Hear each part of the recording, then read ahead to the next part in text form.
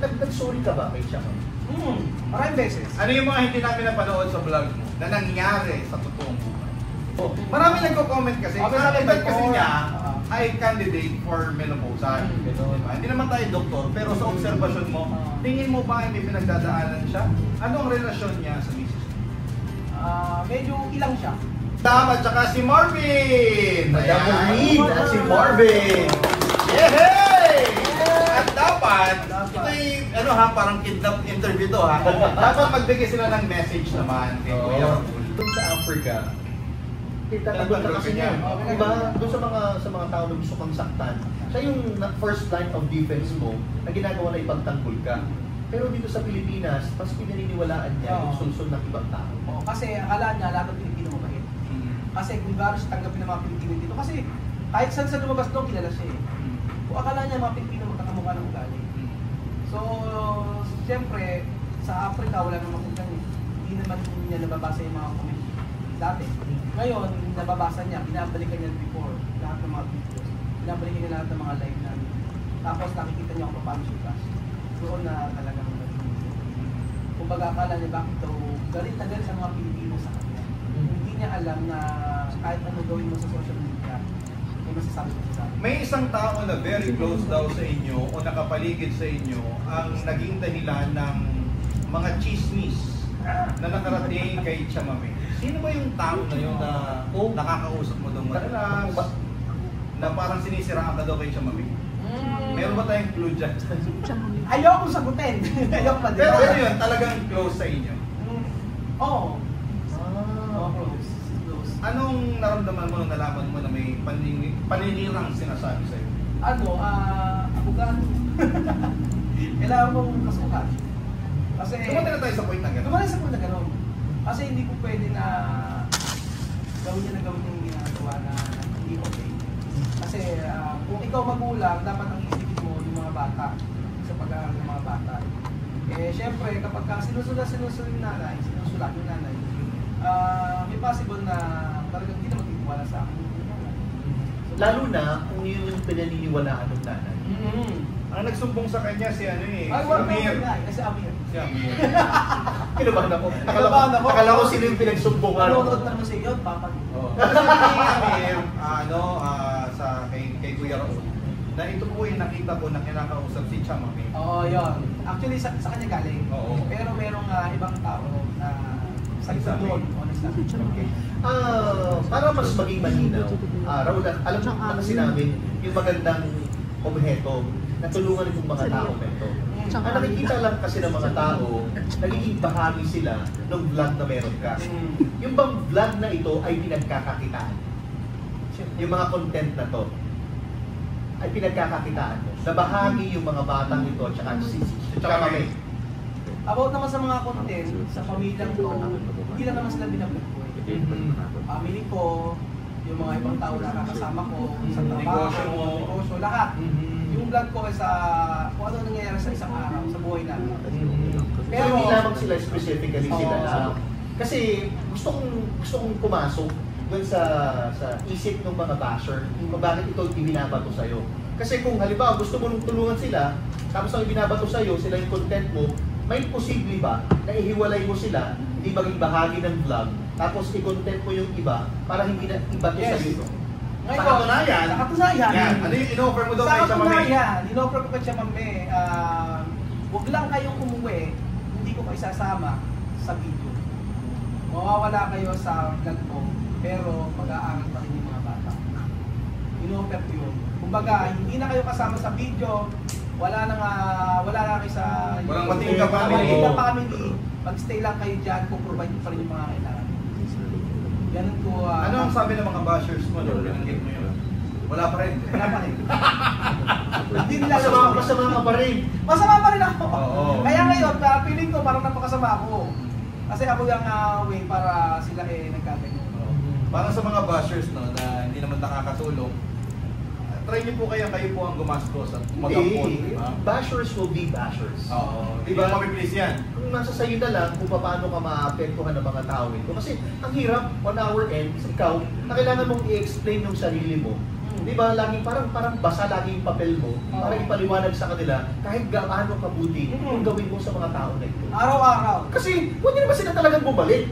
Di ba, sa Africa. Kumbaga, At ito, magtinda ng, gumawa ng yuka. Di ba pwede naman? Wala namang problema. Doon naman sila galing. Oo. Tutulungan mo pa nga. Hindi naman ang ikit para bumalik sila doon. Pero hindi. Nag-offer ka pa rin sa kanila para matulungan mo sila. Matulungan. Ang huli, masama ka pa rin. Masama pa rin ako. Anong mensahe mo dun sa mga bashers na yun? Yung mga naninira, syempre dapat isipin yung mga bata na dapat makakapagtapos sa pag-aaral sa Pilipinas. Pero sa mga ginawa ng paninira, isang pamilya yung mawawalan ng opportunity makapag-aaral.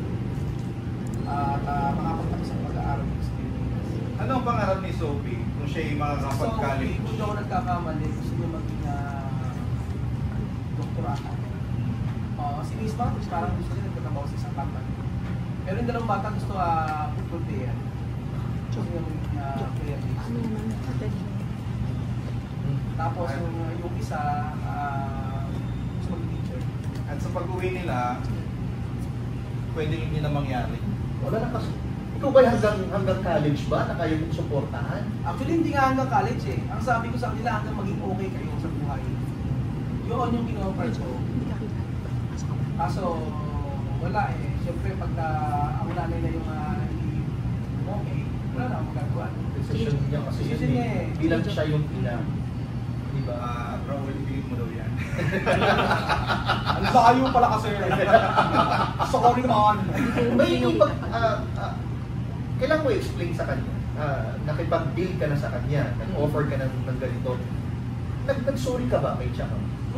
Maraming beses. Ano yung mga hindi namin napanood sa vlog mo na nangyari sa totoong buhay? Hindi nyo napanood na nag-sorry ako. Umiyak ako. Nasabi ko, parang awa mo na. Huwag mong pauwi yung mga bata. Kung ano ang gusto mo kung ano ang demand mo, ibibigay ko para sa mga bata. Hindi sinabi ko sa kanila. Sabi ko, parang awa mo na. Yung mga bata gusto mag-stay dito sa Pilipinas, gusto mag-aral. Ibigay mo naman yung pagkakataon kahit na gusto mo magbakasyon ka lang doon, bumalik ka dito, at hayaan mo lang sila mag-aral dito. Kasi yung mga bata gusto mag-aaral eh. Tapos nalaman nila na hindi sila mag-aaral. Ano ba gagawin nila sa Africa? Kaya doon ba niyang buhayin yung mga anak niya? Ano daw bang magiging future nila doon? Kasi yung mga bata 100% adjust eh. Pag kinausap mo sila ng Tagalog, sasalita sila ng Tagalog. Minsan pagka kung ano yung mga nakasanayan natin, gagawin yung ginagawa namin nila. Kaya paano mong pakakawalan yung opportunity na ganito na 1 year na nakapag-adjust? Na nakapag-adjust yung mga bata bago rin. Parang ang Pilipino na eh. Pilipino. Parang Pilipino. Kahit anong Tagalog, sasagot sila. Kailan ang alis ng buong pamilya? Ang alis nila ay July 8. July 8 na yung alis nila. Maaaring pag pinalabas ito, nakaalis na sila. Nakikita mo sila na i-impake? Oo, nakaayos na yung nila, maleta. Actually, nakaayos na maleta nila. Kulang na sila dalawang maleta, okay lang. Sinabi mo na para sa pag-aaral ng kinabukasan nila, nakaayos na ngayon ang baleta nila. Anong sinasabi sa inyo ng mga bata? Kasi si Chamame, isidido na eh. Kumbaga, ito yung decision ko. Di ba? Yung mga bata kasi sa akin lang maniwala. Sabi ko, right now, sundin niyo muna yung nanay niyo. Kasi, minority kayo. Wala akong say na kahit pigilan ko kayo, pigilan ko yung nanay mo, kung ayaw niya, wala akong gagawa. Pero, pag dumating yung point na kayo ay 18 anos niya, 18 years old na, bumalik kayo dito, tatanggapin ko pa rin. Pag marunong na kayong, pagkaya nyo na yung sarili niyo.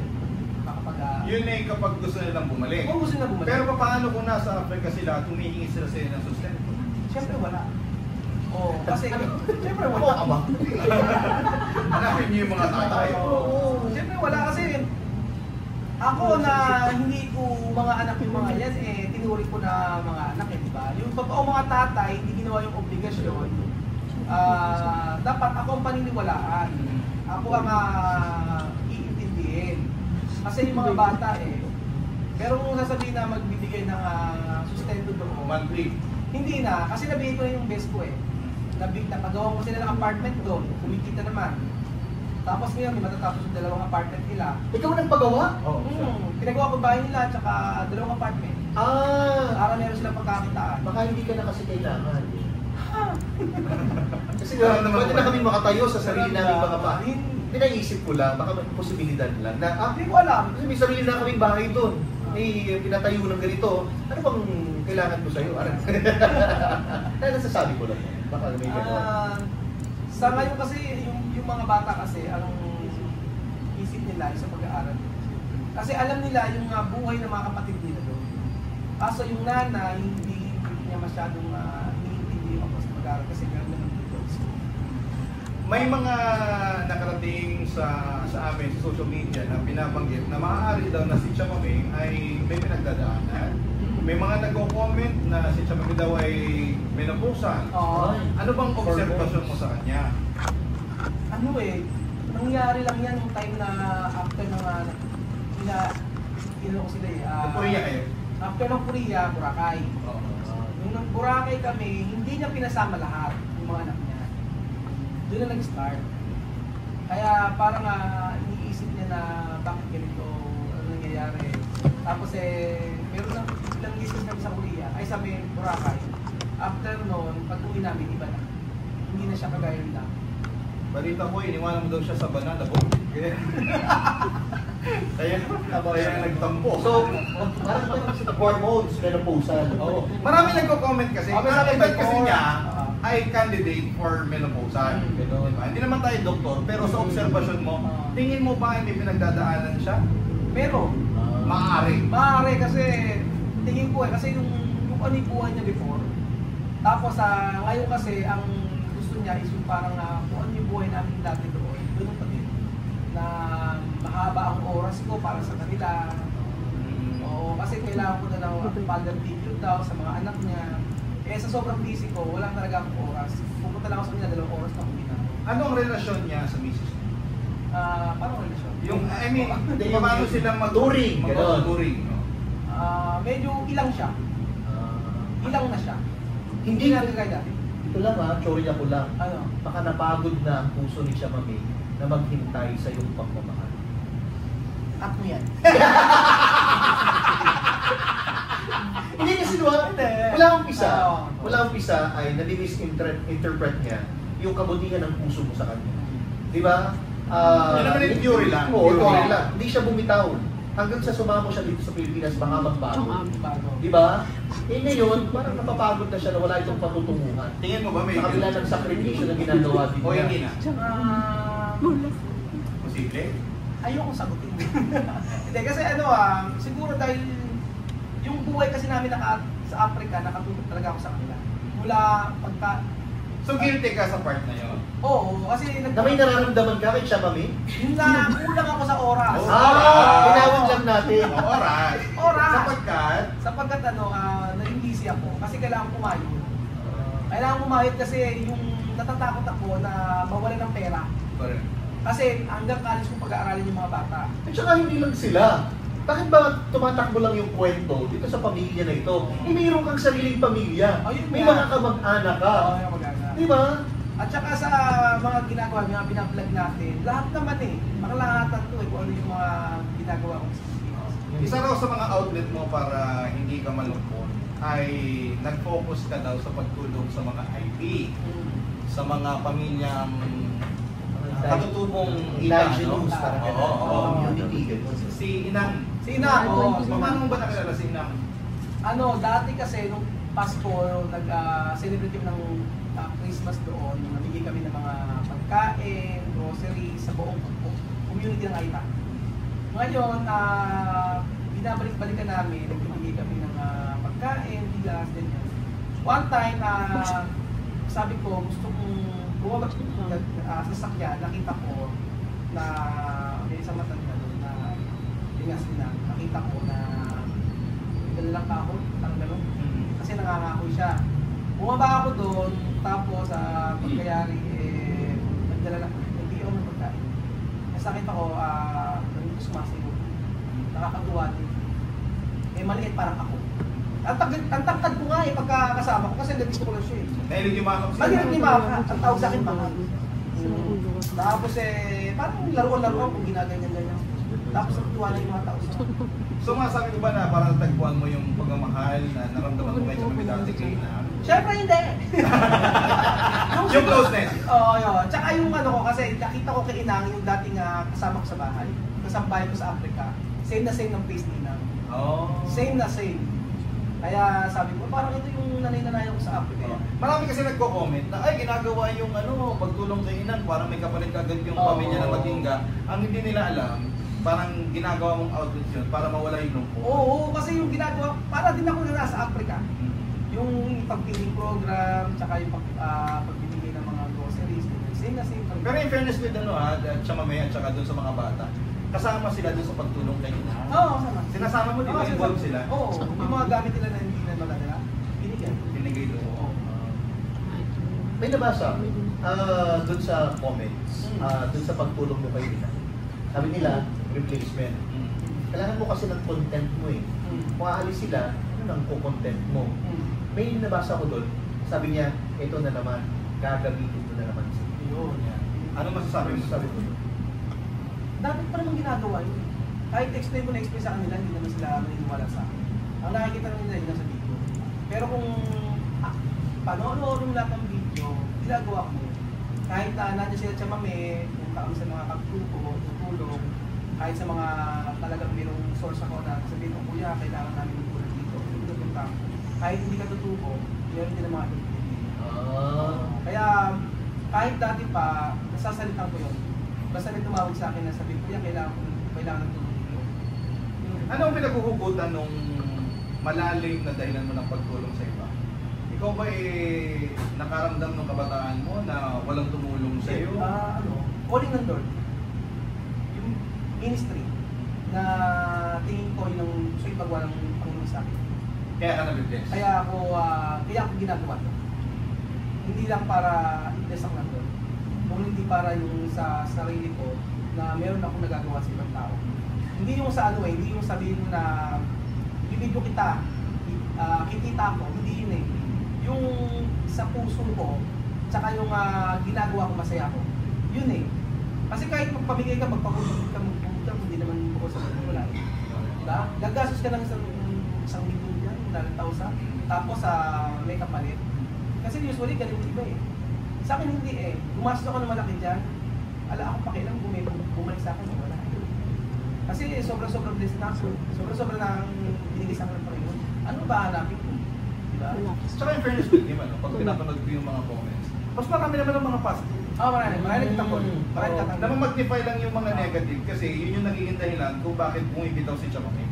Pero mas marami po ang positive. Kasi ito yung mga totoong nagpapalo sa iyo mula noon hanggang ngayon. At saka hindi na sikat kung wala kang bashers. Ay tama niya. Oo. Parang relate tayo dyan, Papa Mark. Diba? Nababasa ko nga sa iyo. May nababasa ako sa YouTube channel mo. Doon, may kabutihan kang ginagawa, tumutulong ka sa iba. Ikaw ba may planong tumakbong politiko? Yawn! Nako! Pag may si Haldo, may jingle na rin na ginagawa. Marami nag-offer. Marami nag-offer sa akin. Itong last na botohan? Oo. Pinakatakbo ko kaso... Anong pinakamataas sa posisyon? Kagawad, Kapitan, ganyan. Ano? Konsihal. Kapitan. Pinakatakbo ko. Hindi kaya. Parang hindi Ano mo hindi papil. kaya? Hindi, pwede kong tumulong kahit wala ako doon. Sa posisyon na yun. At saka mararamdaman mo naman yun pag tamang panahon na, di ba? Kasi pero makikita mo kasi talagang may kakulangan sa... Feeling mo ba kapag naging politiko ka, mas makakatulong ka sa kanila? Ayoko. Pero hindi ka nagkasalta ng tapos ha? Nagsasalta ako sa post. Ayaw mo Ayoko talaga. Oo, kasi mas malaya ako ngayon eh. Tutulong ako kung meron. Ako babalikan namin tong video na to ha. Pag tumakbo ka dun sa Nueva Ecija, Makikat mo na ibibigay ko to dun sa kalaban ko. Okay, ito final. Ito ba tinutundukan mo o i-pause lang natin? Pause. May coma. Oo. May coma lang. Ayaw talaga. Tuldok talaga. Tuldok talaga. Ayun. Oo, kasi ilan na yun sa pamilya ko na tumakbo din na naman tayo. Yung chewin ko, dating yung anak niya ay kapitan, pinatay. Parang nasa dugo nyo pala yung public serving. Tapos yung Alam ko yung pinapatay. Public serving talaga. Okay. Pero bago tayo magtapos, meron pa tayong activity after this. Meron daw mga kaibigan na gustong mag-hi dito. Papasukin na natin. Action. Sa dami ng mga bashing at mga taong naninira kay Kuya Raul, may mga tao din naman na sumusuporta sa kanya at nagpapatibay ng kanyang loob. Dapat tawagin natin sila, di ba? Ito yung support system. Di ba? Ni Kuya Raul. Tawagin natin sila isa-isa. Yes, si Kuya Belgium, na sikat dahil sa kanyang mga advice. Si Madam at saka si Marvin. Madam Marvin at si Marvin. Yehey! At dapat, ito'y parang kidnap interview to ha. Dapat magbigay sila ng message naman kay Kuya Raul. Kasi sobra yung bashing. Yung mga taong hindi kilala si Kuya Raul, ay below the belt na yung mga sinasabi sa kanya. Ito ang rest back. Ayan. Si Madam, ano masasabi mo dun sa mga pinagdadaanan ngayon ni Kuya Raul? Galingan mo ha. Yung 1 month po yan. Na magaling daw kumanta si Corinne ha, si Madam. Oo. Galingan mo yung Sa pinagdadaanan. Duman lang daw ako. Dumaan lang po siya. Dire-diretso lang. Ganyan siya sa vlog. Ganyan siya. Tapos namin mo, babarahin ka agad. Laban-laban sa microphone. Kung saan hindi. Advice mo sa akin. Hindi ako yan, naya ka sa balikmat ako. Sobra yata ng haba. Pakatatag lang po siya sa mga nangyayari po sa kanya ngayon. Issue. Saka sa ng babash po,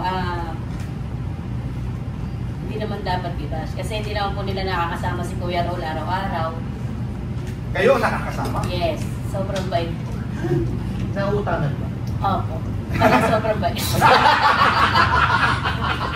Nauutangan ba?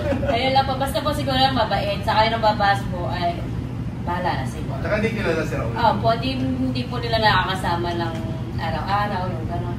Sa video lang sila nakatingin. Pero yung sa pang-araw-araw po, hindi nila nakikita. Pasmado lang talaga. Pasmado po nga. Ayan, si Marvin muna. Ayan, Marvin. Walang ka-plastic na. Magaling to si Marvin, magawa ng bahay ah. Nagawa ng bayan. Siguro po masasabi ko lang po kay Roel, bilang ako po nakasama ko na po siya almost 1 year, na nakita ko naman po sa kanya ay yung panghuhusga po ng mga tao, dapat hindi po sila agad huhusga. Kasi po hindi po nila nakasama yung tao na lubusan at hindi po nila alam talaga kung ano po yung advice na ginagawa po para sa marami po siya natutulungan. Although hindi naman po nilalabas sa video, marami po siya. Mayroon po siyang mga sinusuportahan na nag-aaral na kaya sana po yung mga bashers, huwag po kayong basta-basta mag-bash ng tao na host kaya kasi hindi po lubusan yung tao. At least si Marvin, kahit singkit yung mata nakikita pa rin nakabulin. Kasi parang yung mata niya isang guhit na bibigay na. Ito, parinig ka kanina. Oo, bakit? Cellphone daw. Kahit ang mumurahin lang. iPhone. Pero si Marvin, marami nagkakagusto rin sa side na. Oo, ang dami nagkakagusto nito. Ang dami nagpe-message. Kahit ako nga po nagkikisipuro. Sino rin kang nagkagusto? Marvin, ang tanong, may pag-asa ba si Maureen? Oo, si Madam. Opo, siya lang naman po yung pinaka one and only. Siya nga pala! Siya nga pala! Ano yun na kayo? Ilan years na kayo? Ano po, 7 po nito sa Haba ng piling mata. Yesterday. Nagkaselos ka ba doon sa mga iba nagkapapansin kay Marvin? May tabi. Ay, microphone. Hindi. Ano? May nakatabi po talaga. Ayun. Nagkakilala daw kayo, mga sex and mga ano pa kayo, mga fit pa daw kayo ng mga panahon yun. Opo, Hindi po naging win. Siguro yung chinitong mata niya gusto mo sa kanya. Naman. Si Marvin, magaling magsukat yan. Nang? Yung mga sinusukat sa bahay. Alam mo ano sinusukat kay Maureen. Sinusukat yung lalim. Ito na po. Naguhukay kasi, naguhukay dito. Oo, lang ano. Kumusta siya pag nag-uukay sa este? Pag nagsusukat, Ay naman. Ay, naman. Kumbaga sagad. Ang lalim. Kailangan sagad para matibay. Ibang Ano ba pangalan ng construction nyo ngayon nung ginawa na yung company? O ano-ano lang. Kahit wala na. Gusto mo ba? tayo po po kami ng construction company, at the same time po, kahit pa luwangan po namin yung nakikita, nakakatulong dito sa ibang mga kursihan po na meron po kami mga sinusupport na Yun. para po, hindi lang naman po ng sarili sa parang sa construction. Yun na hindi na nakikita sa mga vlog. Yan po yung mga hindi na nilalabas sa kaya sabi ko nga po tayo po sa mga bashers, sana po kilalanin yung mga tayo. Hindi po nila mag-isip. Ayan, ito naman yung lagi niyang kasama na noon pa lang sa abroad, isang Bicolano.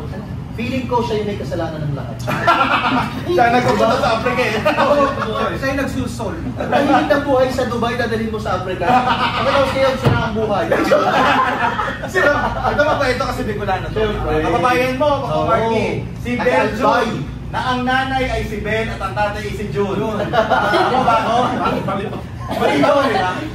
Yun ang lagi kong iniisip eh. Bel Jun, siguro nanay niya si Bel. Ano, bakit nga ba Bel Jun? Hindi ko alam eh. Hindi talaga tingnan sa pangalan mo wala. Ayun. So yan, malinaw. So Bel Jun, ano ang mensahe mo kay Kuya Raul? In English. Hindi Spanish. Lagi ka ganyan sa vlog. Magpagaling sa English eh. Una-una po, magandang hapon po sa inyo lahat. Si Ruel po, kilala ko po siya from head to toe. Kasi kilala ko pala siya. Nakasama ko siya sa mga problema, sa mga bagay-bagay na yung mga panahon na sobrang hirap. Hindi lang sa pagbabas, sa pagbawas sa basher, hindi lang yung buhay na naginhawa dahil katapos siya po siya. Isa po siya napakabait na tao at totoong tao po siya. At marami na po siyang natulungan. Kung ang gusto mo rin magbasa. Marami po siyang natulungan ng mga tao, hindi lang po sa ibang bansa, pati rin po dito sa Pilipinas. At yung mga, huwag po kayong maniwala yung mga napapanood ng mga basher, hindi po ito totoo. Kasi marami po nagbibigay issue po sa kanya, binibigyan po ito po ng mga nakikita po, pero hindi po ito totoo. Kasi po yung mag-testify po na isa po siyang mabait na kaibigan, at totoong kaibigan, at isa na mabuting ama at mabuting tao na nasa puso niya lang ay para tumulong. Kahit po ay kasama po namin siya, pero Araw-araw kayo kasama? oo, never po kanya kami pinabayaan. Lalo na kung tinulong ko ng mga katawanan. Baka hindi na mapabayaan. Alam mo, hindi ko na mapabayaan. Oo. Natutuwa ako sa kanila kasi kahit nakakapagod yung ginagawa nila, lahat, pinupuntahan nila lahat ng site. Meron kayong ginagawa, Tagaytay, Apo, yes. Meron kayong Manila, Batangas, Cavite, Antipolo, Bulacan, saka Sampaloc, Manila, saka po sa Lahore. Itong mga bahay, building, Oo. Bahay po, saka po mga store, apartment, Pogo building. and Ay, dito walang ganon. Oo. Kumbaga, talagang pinaghahandaan ni Raul yung future ng mga bata na baka hindi na nga mangyari ano, kasi uuwi na sila sa July 8. Yan. Naku, sabi nga nila, pakilala mo sa akin kung sino ang mga kaibigan mo at sasabihin ko sa iyo kung ano bang klaseng tao. Hindi magpapatunay. Kasi paminsan, kapag ikaw, binabrag mo yung sarili mo sa ibang tao, you try to explain, wala maniniwala sa iyo. Pero, hayaan mo yung ibang mga tao na to magpakilala sa iyo. Baka may maniwala ko ng past. Correct. At kita nyo naman, narinig nyo po yung mga sinasabi kay Kuya Raul ng mga kaibigan niya. Mapa-advance Marami talaga. ka ng mga ano, no? Tsaka mapa-advance talaga kung gano'n ang gaganda yung Advance na rin sound. naman. alam mo ni Kuya Raul. Tsaka ngayon natin nalaman na marami palang mga activity na hindi nakikita sa camera. Oo, na tumutulong pa sa iba. Kung magkakapiranggot lang yung pwede mo makita. Oo. Sa camera. Nako, mga kapatok. Sabi sana kapuso. Kapuso rin kasi kami. Ayan. Ako, mas makikilala mo natin si Kuya Raul sa ating pagbabalik. Ako, ang dami ng pinag-usapan, pero mas marami ang chismis. Gusto ko yan. Namubuhay ang mga marites. Pero si Kuya Ruel, mas makikilala pa natin dito sa ating next activity, patok na activity, dito sa Papatok. Na kung saan itataas lang niya ang bandila na nagsasabi or tumutugma doon sa kagustuhan niya. Yan. Halimbawa, ito na, huwag na tayo maghalimbawa, simulan na po natin. Magbibigay kami ng category. Ayan. Tapos, alin ang pipiliin mo? Mas masarap ba? Mas malamig? Street Ganun ba? Oo. Ang Pilipinas o ang Equatorial Guinea? Yan. Okay. Let's do this! First category. Street food! Sa Pilipinas ba o sa Africa? Sa Pilipinas. Ano pinakamasarap na street food na gusto mo? Fishball. Sa sa Equatorial Guinea, ano yung dumidikit sa fishball na po pwede? Buñuelo. Ano yung buñuelo? Gawa siya sa saging na may harina. Mahilig sila sa saging. Parang rice nila yun. Ano? Oh, yun. Hindi sila kumakain ng rice araw-araw. Ang saging. Halimbawa sa ngayong araw rice, kinabukasan saging. Doon sa Sama. araw, parang sa atin, yung pinakalalaki saging. Yung platano. Platano. Platano talaga ang saging. Platano. Sa Castilla. Tapos sa sunod na araw, kamuting gapo. Iba-iba. Minsan kaya sila hindi siya malaki. I see. Fiber, rich and fiber. Kaunti lang kumakain ng bigas pala doon, Manny. Mahal kasi bigas. Mahal. Kaunti bang mga rice field doon? Wala.